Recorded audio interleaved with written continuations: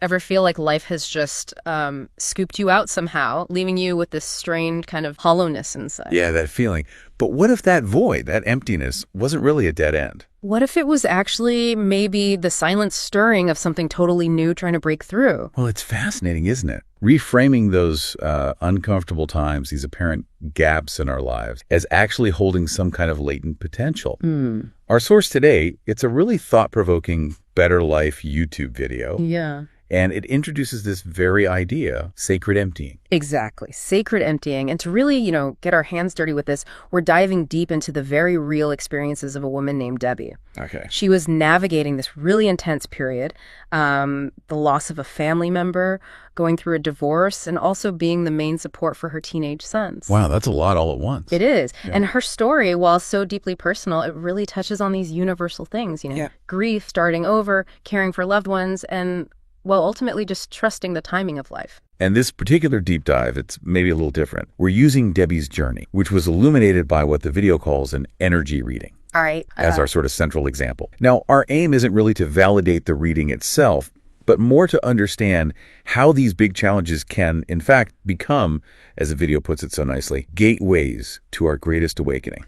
Okay, so what are we actually going to unpack here from Debbie's experience? Well, we're going to explore this powerful idea of sacred emptying first. Okay, and how she navigated those really complex family transitions.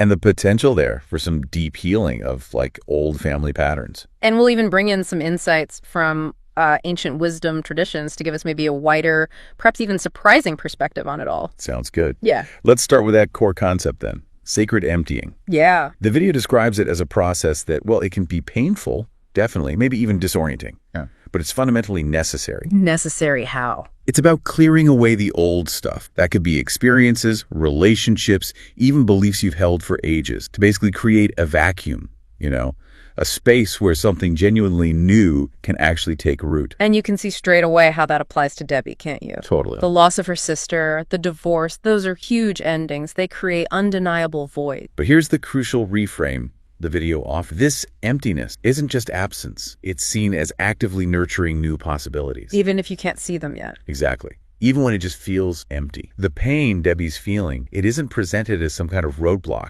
It's actually shown as an intrinsic part of her healing and her preparation for what's next. It's like the soul shedding what it doesn't need anymore. Like pruning a plant so it can grow better.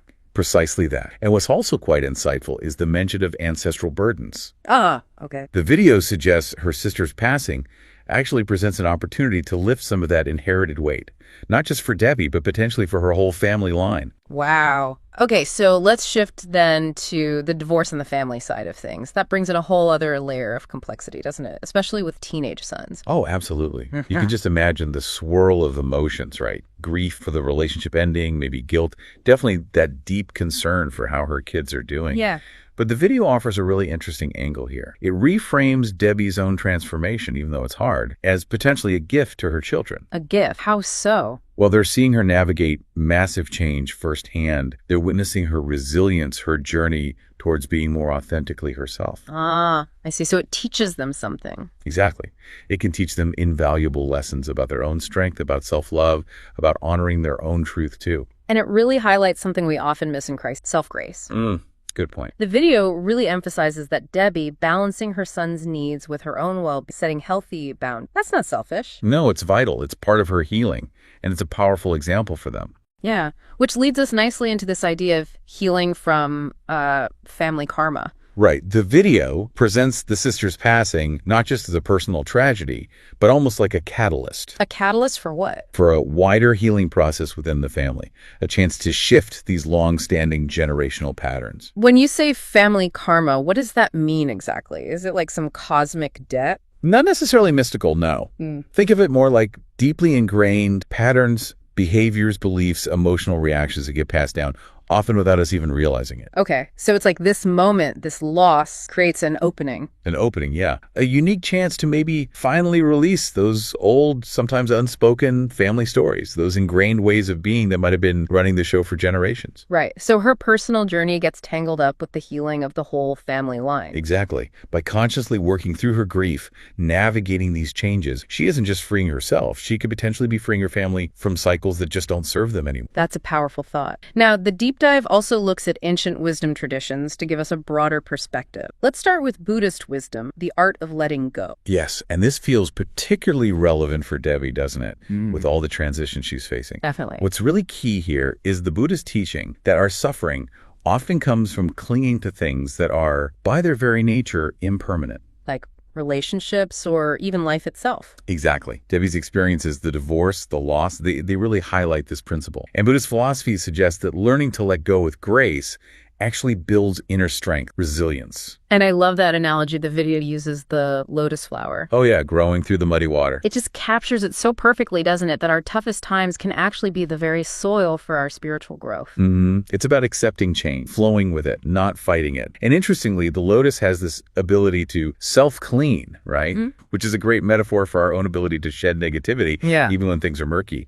Maintaining purity amidst difficulty. That's beautiful. Yeah. It's not just growth, it's maintaining that inner core. Okay, next up is Celtic tradition, honoring family bonds. How does that add to the picture? Well, it brings another really rich layer, especially thinking about Debbie's sister passing away. The Celts talk about thin places, right? Exactly. Times of big transition, like birth or death or major life changes, are seen as moments where the veil between the physical and spiritual worlds is thinner. Meaning you can access deeper wisdom or healing? That's the idea. And the video suggests Debbie's sister's passing has created one of these thin places, offering a unique window for family healing. And the Celtic view on ancestors is different too, isn't it? Very much so. Family bonds are seen as extending way beyond the physical.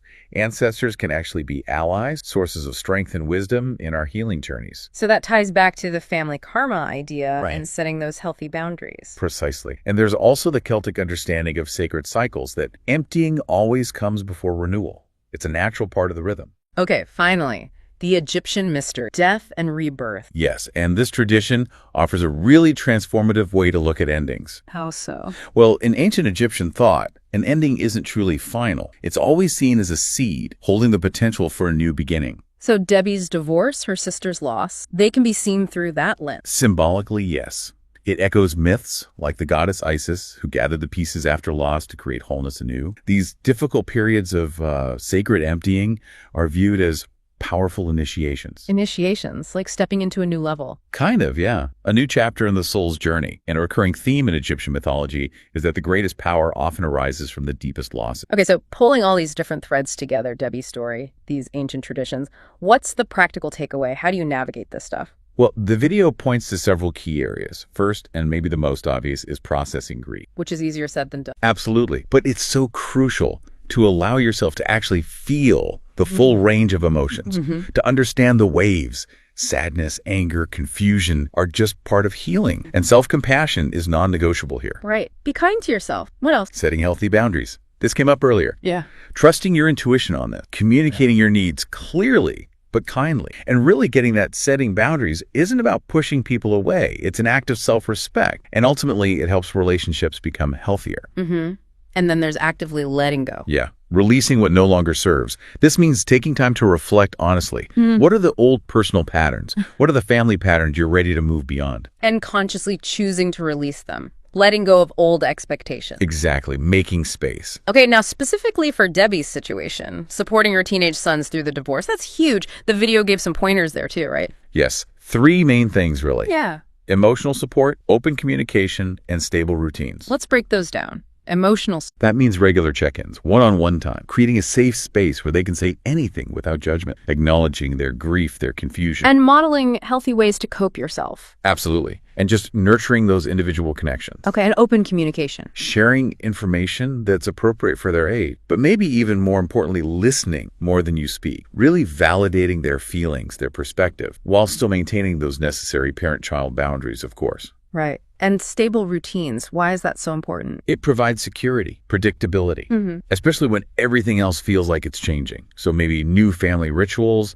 keeping school and activities consistent, having predictable transitions between homes, if that's relevant. It all helps ground them. Makes sense. And the last piece was healing family karma through the sister's transition. How does one even approach that? It's layered. First, there's your own personal grief healing for your sister, honoring her memory, feeling the feelings, maybe creating little rituals for connection, connection while still gently releasing unhealthy attachment. Then there's that potential for ancestral release. This could involve identifying patterns you want to let go of, maybe through journaling or meditation. Some people even create an ancestor altar as a focus for healing intentions. Interesting. And underlying all that is constantly working on those new, healthier boundaries within the wider family system, guided by your intuition, communicated with love. So the big message here, coming through Debbie's story in the video, is really quite hopeful, isn't it? It really is. These tough transitions, as hard as they are, they're actually creating the space needed for deep healing.